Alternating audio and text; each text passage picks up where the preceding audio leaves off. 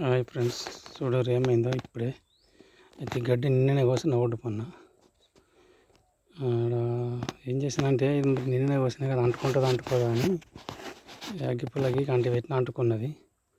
ఇక నిన్ననే కోసిన కదా అని చెప్పేసి అటు పోయి వేరే గడ్డి కొయ్యంగా ఇది కాలి బూడిదై మెల్లగా ఇడికెళ్ళి పక్క పన్న గెట్లతో అయింది.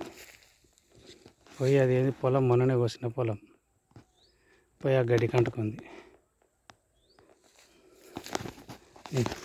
కింద మీద వాడి ఈ మౌత్ రెమ్మతో పూర్తిగా అంటకముందే ఎల్లారిపిన వాడి అంట కనబడుతుంది. ఆ గడ్డి పక్కకు నూకి దన్న పోయి కట్టెది దీంతో కొడితే ఇంకా లేస్తుంది గాలికి.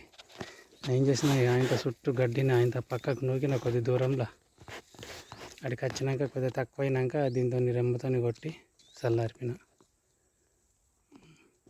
ఇది కూడా అంటుపెట్టేదే మా పక్క వాళ్ళ గెట్టు పాలది. 2-3 రోజులు అయినా గాలి అంటు పెడతారు, కానీ ఇక మనం అంటు పెడితే మంచిగా ఉంటుంది కదా, మనం అగ్గి అంటు పోయి కాలితే మంచిగా ఉంటుంది. కానీ ఊరికి వచ్చి చల్లారిపిన. ఈ పచ్చి గడ్డి కాలి బూడిదైంది. నిన్న కోసిన గడ్డి, నిన్న కోసి కుప్పేసిన పచ్చి గడ్డి కాలుతుంది పొగలు వెళ్ళకుండా. నిన్ననే కోసి కుప్పేసిన, అంటుకుంటుందో లేదా అట్లా అంటు పెట్టిన.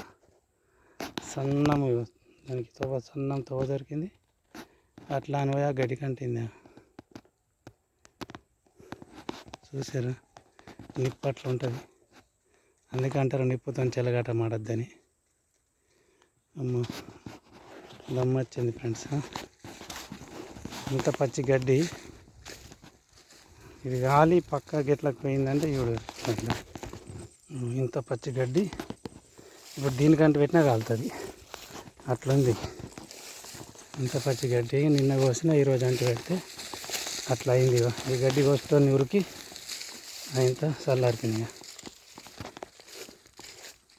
గడ్డి కోసడు తక్కువ అవుతుంది, వీడియోస్ ఎక్కువ అవుతున్నాయి ఫ్రెండ్స్. Okay, bye.